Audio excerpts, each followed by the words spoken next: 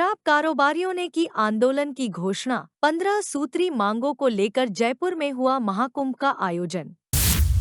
मांगे पूरी नहीं होने पर शराब की नई नीति का करेंगे बहिष्कार। मुख्यमंत्री का घेराव भी किया जाएगा। पंकज धनखड़। आबकारी विभाग की ओर से शराब कारोबारियों को परेशान किए जाने और नित नए नियमों के नाम पर हो रहे शोषण के खिलाफ रविवार को शराब कारोबारियों का गुस्सा सड़क पर आ गया। सरकार की दोहरी नीतियों के विरोध में राज्य भर के शराब व्यवसायी जयपुर में एकत्र हुए, अपनी आवाज बुलंद की। इस दौरान लिकर कॉन्ट्रैक्टर यूनियन राजस्थान के बैनर तले शराब कारोबारियों ने मानसरोवर में महाकुंभ का आयोजन किया।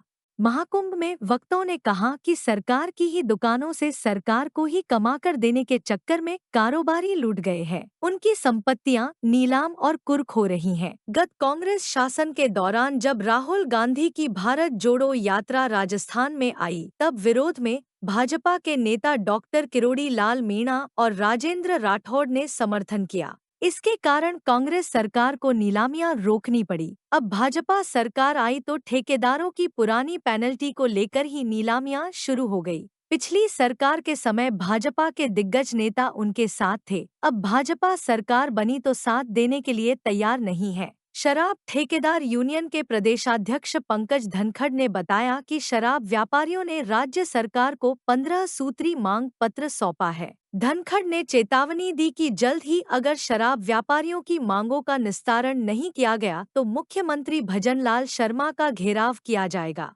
साथ ही प्रदेश में शराब की नई नीति का बहिष्कार करेंगे। उन्होंने बताया कि महाकुंभ को प्रदेश उपाध्यक्ष प्रीतम सिंह, प्रदेश महासचिव मनोहर सिंह भाटी, प्रदेश सचिव सिराजुद्दीन पंवार, संयुक्त सचिव धनराज मीणा, संगठन मंत्री जयसिंह गुर्जर, सीकर संभाग अध्यक्ष विजेंद्र सिंह मील, संभागीय अध्यक्ष मोनित सिंघल और पाली संभाग अध्यक्ष त्रिपाल सिंह राणावत ने संबोधित किया। इसमें प्रदेश भर के हर कोने से शराब के ठेकेदार यहाँ पहुँचे हैं और इतनी सर्दी में इतनी दूरी से लोग चल के आए, इसका मतलब बहुत बड़ी ठेकेदारों के सामने पीड़ा है। पहली पीड़ा तो ये है कि प्रदेश में जो शराब की गारंटी है वो बहुत ज़्यादा हो गई।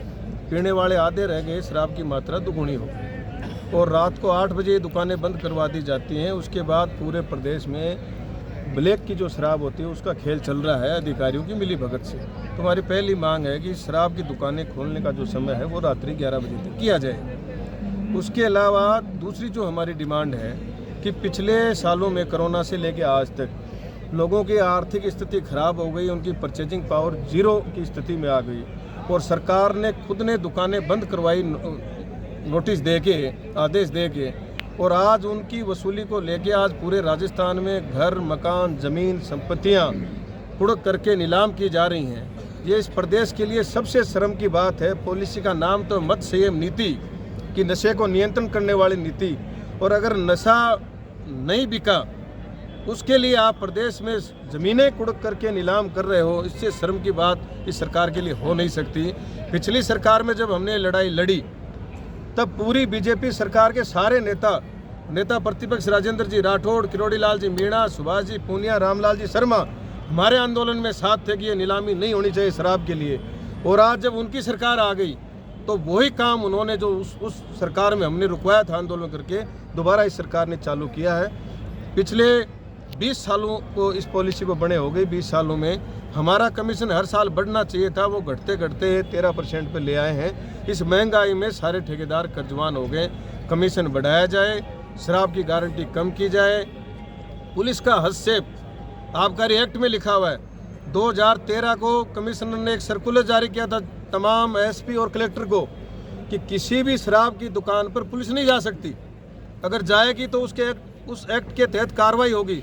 और अगर कोई विशेष परिस्थिति हो जाए तो डीवाईएसपी रैंक का अधिकारी आबकारी के अधिकारियों को साथ लेके ही शराब की दुकान पर जा सकता है, क्योंकि ये गवर्नमेंट की लाइसेंस की दुकानें हैं।